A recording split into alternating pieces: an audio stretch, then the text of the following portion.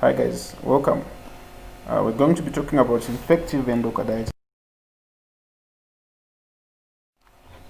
So, infective endocarditis is infection of the heart valves, the mural endocardium, or the septal defects, and any heart prosthetics.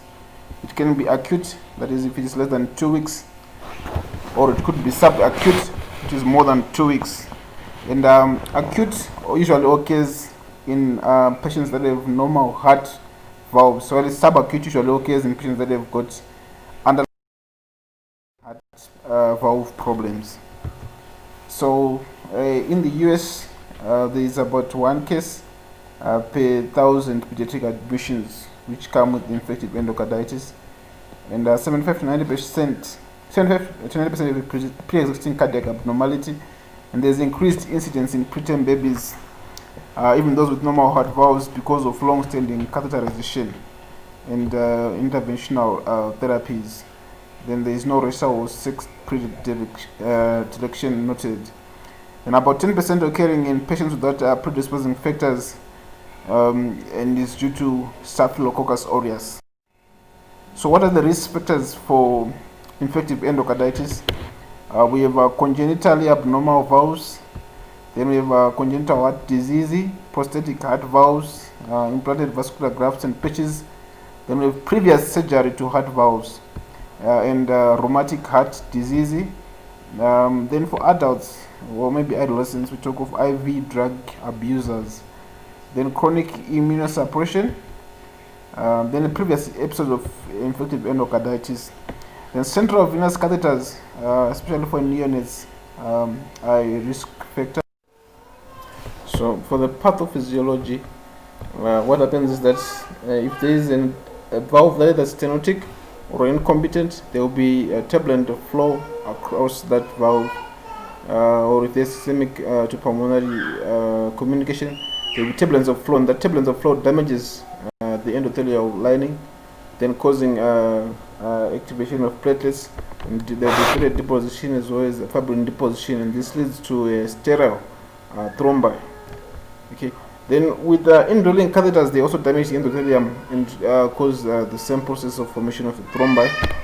So if there is transient bacteremia or fungemia, the bacteria will then adhere to the thrombi and proliferates, forming in infected vegetation.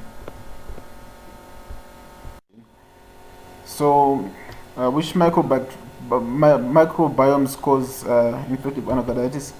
So most offenders are gram-positives. Commonly it's Staphylococcus aureus and strep viridans, and we also talk of coagulase negative staph,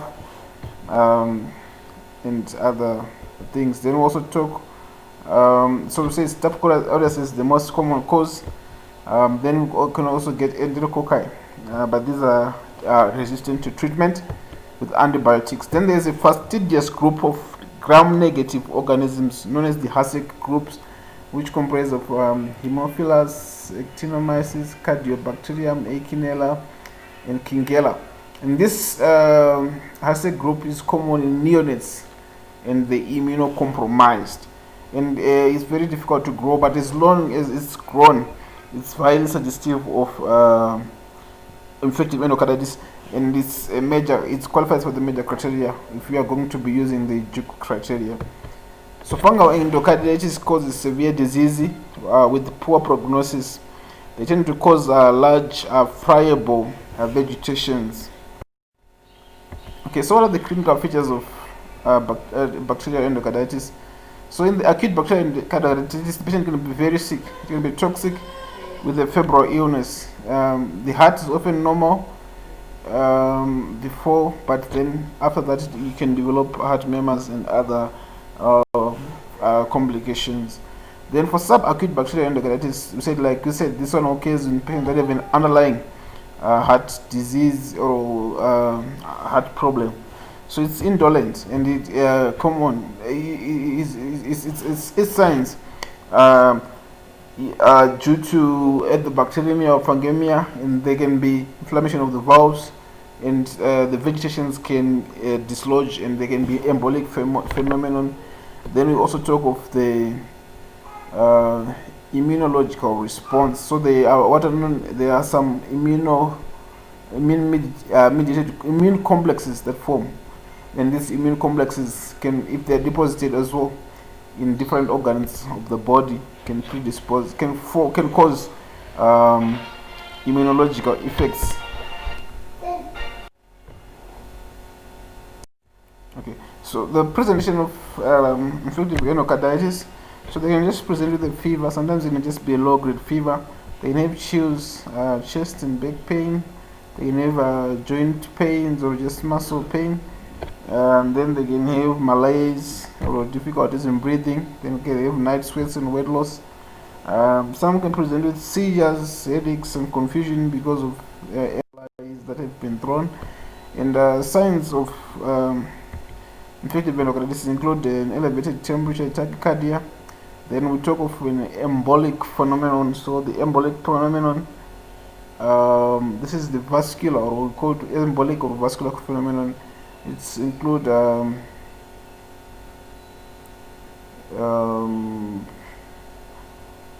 roth spots, petechiae, splenic hemorrhages, osseous nodes, CNS or ocular lesions. Then we have genuine lesions, a new or changing mema, then splenomegaly and arthritis. Then we talk of heart failure and arrhythmias, as well as heart block, conduction disturbances. Okay. Then metastatic infection, arthritis, meningitis, mycotic aneurysm, pericarditis, abscesses, and septic pulmonary emboli. Then we also have which can okay. Then the clinical presentation in neonates is variable. Septic emboli phenomenon is common, so they can present with osteomyelitis or pneumonia, and they can even present with meningitis. Then they have feeding difficulties and respiratory distress. Then they can have a new or changing mema. Then they can have heart failure and hypotension.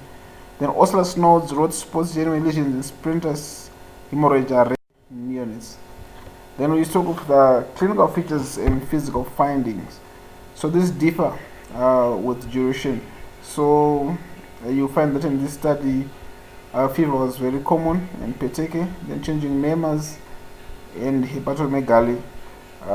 Then other things, congestive cardiac failure, splenomegaly, splenic hemorrhages, and roth spots, osseous nodes, and arthritis were noticed common. Then the lab investigations, we can what is needed is positive blood culture. So a positive blood culture is defined as at least two blood culture for typical organisms, or persistently positive for non-typical organisms. Then we have ESR as C-reactive protein. Anemia is present in about 70 to 90%. Then we have leukocytosis. Then presence of immune complexes, hypergammaglobulinemia, hypocomplementemia, and cryoglobulinemia, as well as rheumatoid factor, microscopic hematuria, azotemia. The high creatinine level is suggestive of glomerulonephritis. Then on echocardiography, we check for evidence of valve vegetations and prosthetic valve dysfunction or leak, as well as myocardial abscess. So for blood cultures, there is no need to take blood at any particular phase of fever. We don't wait for the temperature to go up. We just take at least at any given point that we want this. Like if you're going to be, there are two ways of taking blood. So if the patient is very sick, okay, if the patient is very sick, we want to collect the blood within 1 hour, okay, within an hour, and start empiric treatment. So we want to take three blood cultures are obtained from by separate vena punctures on the first day, and these are done on 3 different sites in the body. So if the patient is very sick and want to try to start antibiotics as soon as possible on empiric treatment, which means we have to take these 3 samples within the first hour, then start antibiotics. But if the patient is stable, we can wait for 48 hours. Or so what do we do in the first 24 hours?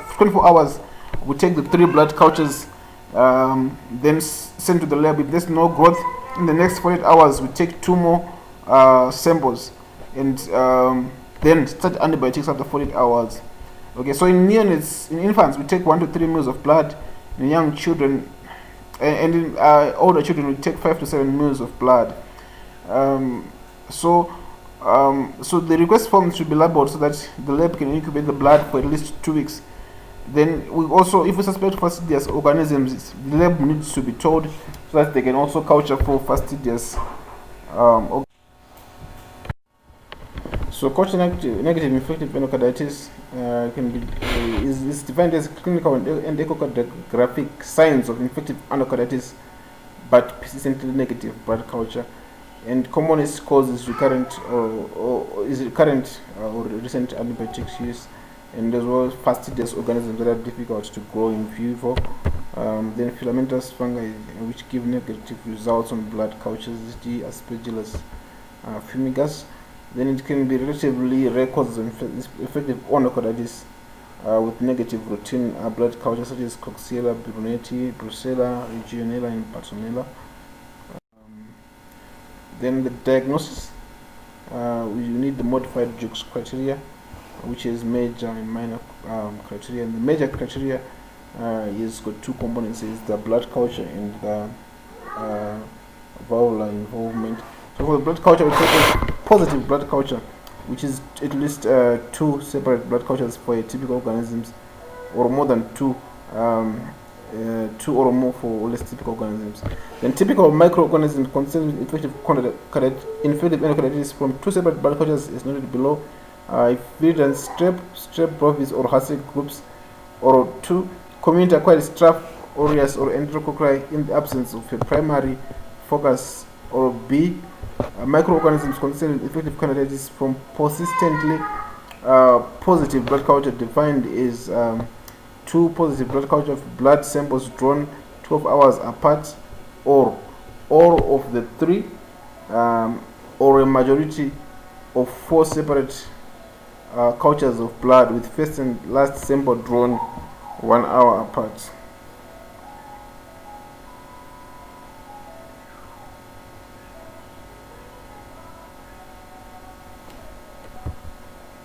So the evidence of endocarditis on echocardiography, it has got 4 parameters. The first is an intracardiac mass on valve or other side, then regurgitant flow near prosthesis, an abscess or partial dehiscence of a prosthetic valve, then also a new valve regurgitant flow.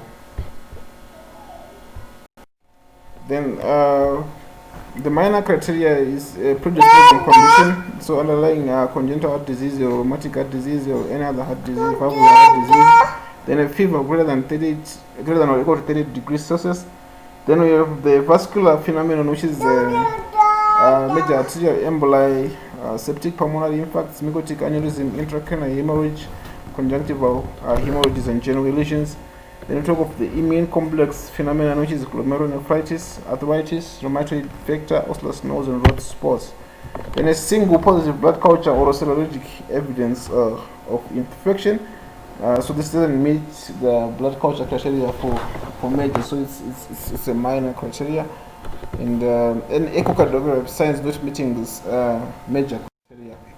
Then for diagnosis using the Jukes criteria, we need 2 major criteria, or 1 major and 3 minor, or 5 minor criteria to suggest the diagnosis of endocarditis. So the following minor criteria are added to those that are already listed.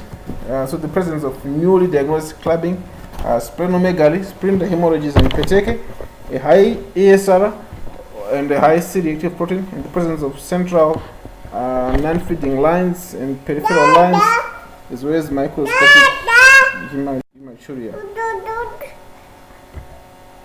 So the pathologic criteria. So the pathologic criteria is microorganism demonstrated by culture or histology of vegetation. Vegetation that is embolized or an intracardiac abscess. Then pathologic lesions is can do a vegetation of intracardiac abscess present from confirmed by histology showing active endocarditis. Then clinical criteria, like we mentioned before, then rejected is if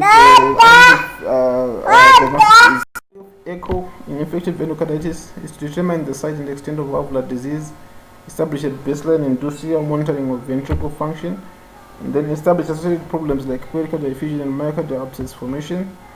Then color Doppler is sensitive for valvular insufficiency. Then transesophageal echo needed to be superior. Transthoracic echo is preferred in complex heart disease, previous surgery with grafts, and determining small infections, as well as aortic valvular endocarditis, because development of aortic root abscess and involvement of sinus of valsalva are fatal complications and can be picked up by the transesophageal echocardiography. So the limitations in echocardiography is that the absence of limitations on echocardiography does not itself rule out infective endocarditis. In some masses that can be picked up on echo could be sterile. Okay. Then for treatment of infective endocarditis, the selection of antibiotics is based on the blood culture, but for bactericidal are preferred. Bactericidal antibiotics are preferred compared to bacteriostatic. And the treatment is over 4 to 8 weeks to ensure the eradication of the organisms. Remember, there will be formation of a fibrin mesh to protect those bacteria, so they need antibiotics for a prolonged duration. Then blood cultures need to be done after treatment to document cessation of bacteremia. Then surgical management may be considered if there is progressive cardiac failure and worsening valve obstruction or regurgitation, and definitive perivalvular abscess, as well as non-candida fungal infection or pseudomonal infections. Then as well as the prognosis, it varies with the etiology. An infection with a penicillin-sensitive strep is a cure rate of almost 100% if diagnosed early. The mortality is mainly due to heart failure or emboli.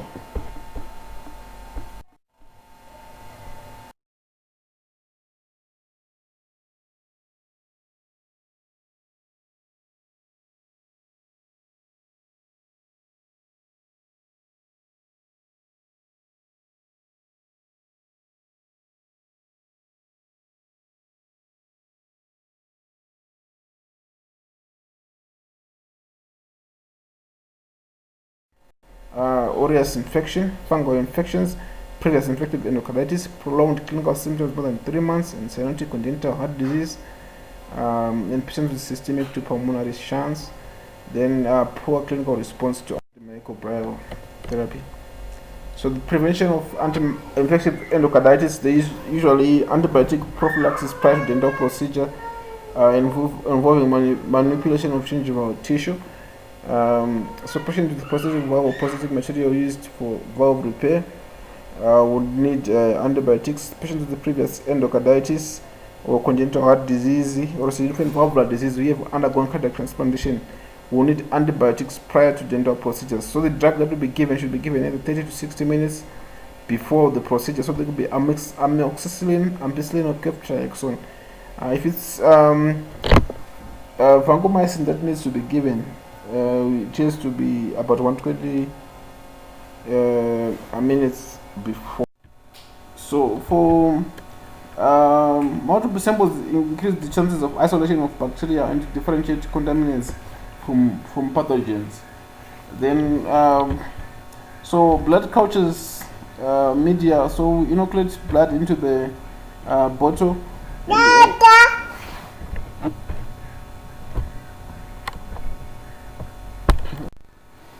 So the ratio of blood to broth is 1 to 10 in adults and 1 to 5 in children. Then anticoagulants and liquid are given in broth. Then incubation is at 35 to 37 degrees Celsius. Then once there is growth, we do a subculture on McConkey or blood culture agar to determine organism. Then for fungi, we use Severus dextrose agar. And you can test for sensitivity as well as the minimum inhibitory concentration of the drugs that have sensitivity to. That's, yeah.